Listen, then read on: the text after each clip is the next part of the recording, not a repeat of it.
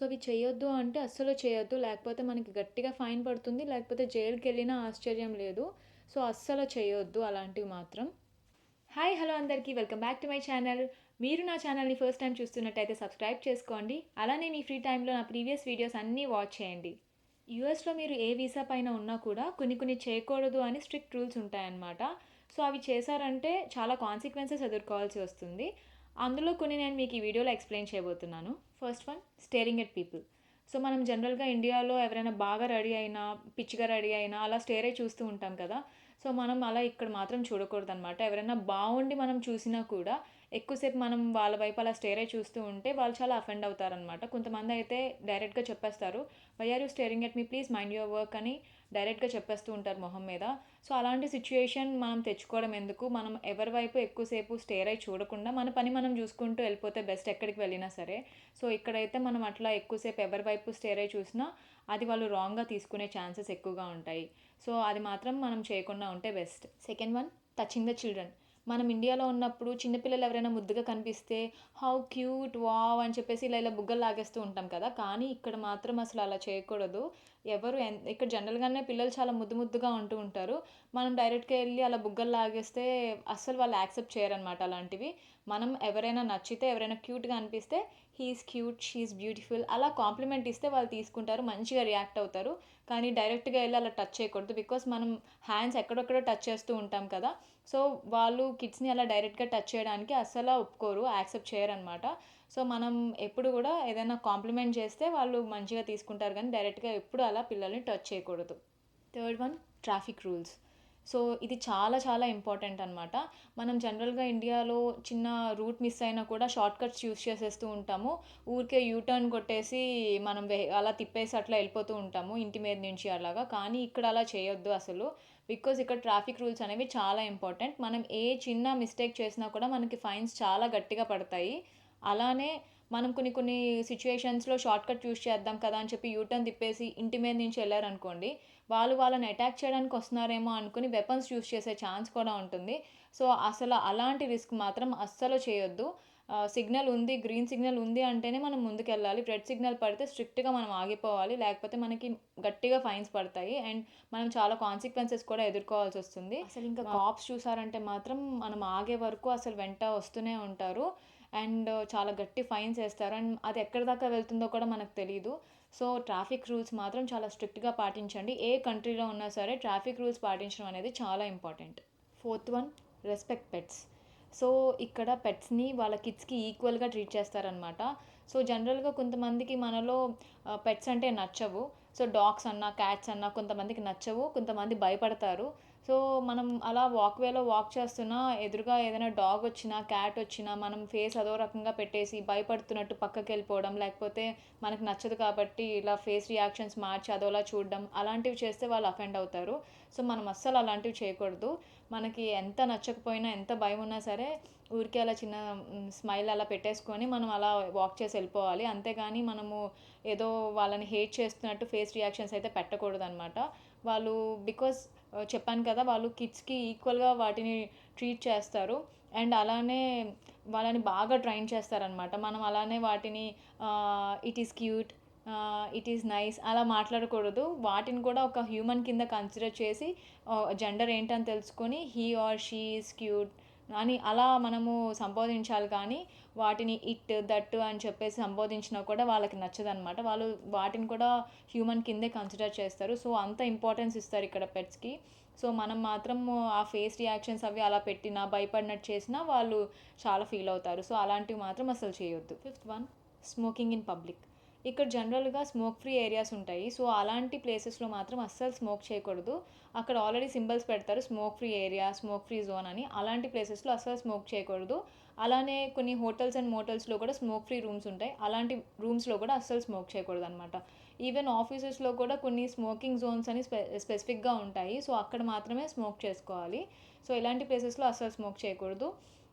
అలా చేస్తే కనుక పక్కన వాళ్ళు కంప్లైంట్ ఇచ్చే ఛాన్స్ ఉంటుంది. అలా ఇస్తే కనుక మళ్ళీ గట్టిగా ఫైన్ పడుతుంది. సో అలాంటి రిస్క్ అస్సలు తీసుకోవద్దు, అలాంటి సిచ్యుయేషన్ అసలు తెచ్చుకోవద్దు. Sixth one, loud music. జనరల్‌గా మనం ఇండియాలో చిన్న చిన్న పార్టీస్ ఉన్నా, బర్త్‌డేస్ ఉన్నా అసలు అంతెందుకు మన ఫ్యామిలీ గెట్ టుగెదర్ ఉన్నా కూడా జనరల్‌గా మనము గట్టిగా టీవీ పెట్టుకోవడం, లేకపోతే లౌడ్ మ్యూజిక్ పెట్టుకొని డాన్స్ చేయడం అట్లాంటివి చేస్తూ ఉంటాం కదా! కానీ ఇక్కడ అలాంటివి చేయకూడదనమాట. బికాజ్ మనం ఒక ఇంట్లో ఉంటున్నామంటే పక్కన నైబర్స్ అస్సలు డిస్టర్బ్ ఫీల్ అవ్వకూడదు. మనము సరదాగా ఫన్‌గా ఉంటుంది కదా అని చెప్పి పెద్ద పెద్దగా సౌండ్ పెట్టుకొని డాన్స్‌లేసామనుకోండి, పక్కన వాళ్ళు చాలా డిస్టర్బింగ్‌గా ఫీల్ అవుతారు. ఒక్కొక్కసారి కంప్లెయింట్ చేస్తారు. అలాంటప్పుడు మనం చాలా సీరియస్ ఇష్యూస్ ఫేస్ చేయాల్సొస్తుంది. అలాంటి రిస్క్ మాత్రం అస్సలు చేయొద్దు. మనం పెద్ద మ్యూజిక్ పెట్టుకున్నా, లేకపోతే గట్టిగా డాన్స్‌లేసినా, మనం ఒకవేళ అపార్ట్మెంట్‌లో ఉంటున్నామనుకోండి, ఇక్కడ అన్నీ వుడెన్ ఫ్లోర్స్ అవ్వడం వల్ల మనం అపార్ట్మెంట్‌లో ఉంటున్నామనుకోండి, పైన ఫ్లోర్‌లో మనం ఏ డాన్స్ చేసినా, ఊరికే నడిచినా కూడా కిందకి సౌండ్ వినిపిస్తుందనమాట. మనం ఊరికే జంప్ చేసినా, డాన్సులేసినా కింద వాళ్ళు చాలా డిస్టర్బింగ్‌గా ఫీల్ అవుతూ ఉంటారు. సో, అలాంటివి మాత్రం అస్సలు చేయకూడదు. ఇది చాలా చోట్ల నేను విన్నాను. ఎక్స్‌పీరియన్స్ కూడా అయ్యాను యాక్చువల్‌గా.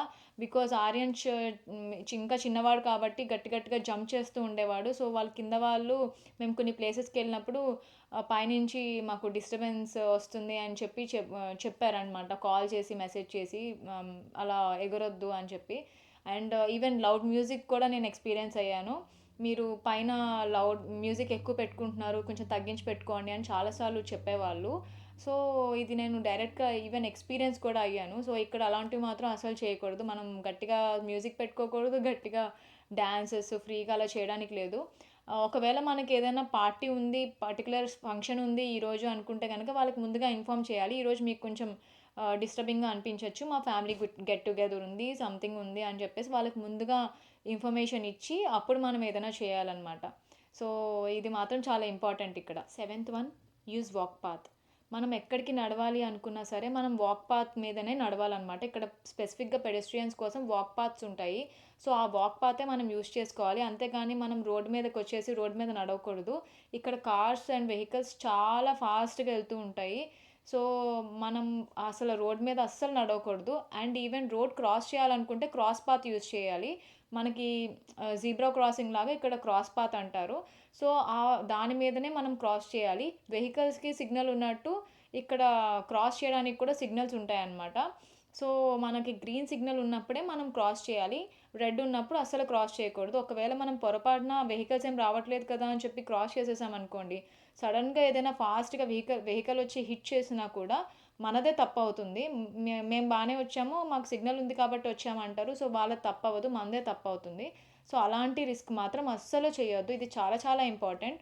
అస్సల వాక్ పాత్ మీదనే నడవాలి. క్రాస్ పాత్ మాత్రమే యూజ్ చేసుకొని వెళ్ళాలి. సో, మీరు ఊరికే ఫ్రీగా వెహికల్స్ ఏం లేవు కదా అని రోడ్డు మీద నడిస్తే మాత్రం అది చాలా చాలా ప్రమాదం.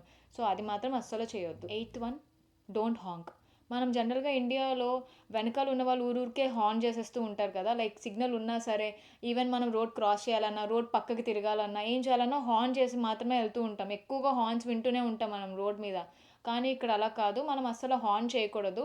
మనకేదో ఎమర్జెన్సీ పర్పస్ అయితే తప్ప, లేకపోతే ఏదైనా ఇబ్బందొచ్చింది, ఖచ్చితంగా ముందుకెళ్ళాలి, లేకపోతే ముందు వాళ్ళు అసలు కదలట్లేదు, పర్టిక్యులర్ గ్రీన్ సిగ్నల్ ఉన్నా సరే కదలట్లేదు అన్నా, లేకపోతే ఏదైనా పర్టిక్యులర్ కేసెస్‌లో తప్ప మనం అస్సలు హార్న్ చేయకూడదనమాట. అలా హార్న్ చేశామంటే ముందు వాళ్ళు ఏదో తప్పు చేసినట్టు వాళ్ళు ఫీల్ అవుతారు. సో, మనం అలాంటిది మాత్రం అస్సలు చేయకూడదిక్కడ.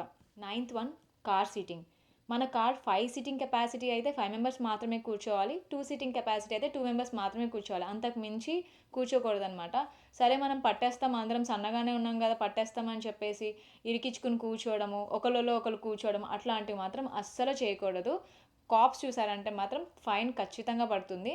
అండ్ అలానే బేబీస్‌కి ఈవెన్ మంత్ బేబీ నుంచి ఇంకా సర్టెన్ ఏజ్ వరకు పిల్లలకి కార్ సీట్ అనేది స్పెసిఫిక్‌గా ఉంటుంది. బేబీ సీట్ ఉంటుంది. సో, అందులో మాత్రమే వాళ్ళు కూర్చోవాలి.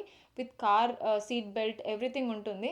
సో, అందులో మాత్రమే వాళ్ళు కూర్చోవాలి. సరే పిల్లలు కదా! వాళ్ళు ఏడుస్తారు కదా! అని ఒళ్ళో కూర్చోబెట్టుకోవడం అట్లా అస్సలు చేయకూడదు. ముందు అస్సలు కూర్చోబెట్టుకోకూడదు. అలా గనుక కూర్చోబెట్టుకుంటే మళ్ళీ కాప్స్‌తో గట్టిగా ఫైన్ పడుతుంది. అండ్ వాళ్ళకి డేంజర్ కూడా. సో, అలాంటివి మాత్రం అస్సలు చేయొద్దు. పిల్లలు ఉంటే మాత్రం వాళ్ళకి సర్టెన్ ఏజ్ వరకు ఆ కార్ సీటింగ్ వాళ్ళ బేబీ సీట్‌లోనే వాళ్ళని కూర్చోపెట్టాలి. అండ్ పెద్దవాళ్ళ అడల్ట్ సీట్‌లోనే కూర్చోవాలి. సో, ఇవి మాత్రం తప్పకుండా పాటించాలి. సో, కాప్స్ చూసారంటే మాత్రం ఖచ్చితంగా అది సీరియస్ ఇష్యూ కింద కన్సిడర్ చేస్తారనమాట. 10థ్ వన్, థ్రోయింగ్ ట్రాష్. సో, ఇక్కడ మనం ఎక్కడ పడితే అక్కడ ట్రాష్ పడేయడానికి లేదు. ఎక్కడైనా సరే ట్రాష్ బిన్స్ ఉంటాయి. అక్కడ మాత్రమే మనం ట్రాష్ పడేయాలి. ఒకవేళ మనం కార్‌లో ట్రావెల్ చేస్తున్నా, ఎక్కడైనా ఉన్నా అక్కడ ట్రాష్ బిన్స్ ఎక్కడ పడితే అక్కడ ఉండవు కదా! సో, అప్పుడు మనం ఒక కవర్‌లో ఆ ట్రాష్ అంతా కలెక్ట్ చేసుకొని, సో, ఎక్కడైనా గ్యాస్ స్టేషన్స్ వచ్చినా, లేకపోతే ఏదైనా స్టోర్స్ వచ్చినా అక్కడ ట్రాష్ బిన్స్ ఉంటే అక్కడ మాత్రమే పడేయాలి. లేకపోతే మనం బ్యాక్ ఇంటికొచ్చిన తర్వాత ట్రాష్ బిన్‌లో పడేసుకోవాలి. అంతే తప్ప రోడ్ మీద ఎక్కడ పడితే అక్కడ ట్రాష్ అస్సలు పడేయకూడదు. అది కూడా చాలా సీరియస్ ఇష్యూ కింద కన్సిడర్ చేస్తారు. కాప్స్ గానీ ఎవరైనా చూసినా అది ఖచ్చితంగా ఫైన్ ఏస్తారు. సో, అలాంటివి మాత్రం అస్సలు చేయొద్దు. సో, ఇవి అండి యూఎస్‌లో ఉంటే పాటించాల్సిన రూల్స్. సో, కొత్తగా వచ్చే వాళ్ళకి, వచ్చిన వాళ్ళకి ఇన్ఫర్మేటివ్‌గా ఉంటుంది అని, అలానే ఇండియాలో ఉన్న వాళ్ళకి సో, కొంచెం ఇన్ఫర్మేషన్ తెలిసినట్టు ఉంటుందని నేను ఈ వీడియో చేశాను. ఈ వీడియో కనుక మీకు నచ్చినట్టయితే లైక్ చేసి షేర్ చేయండి. అలానే సబ్స్క్రైబ్ చేసుకోవడం మాత్రం మర్చిపోకండి. Thank you so much for watching my video and have a great day. Bye.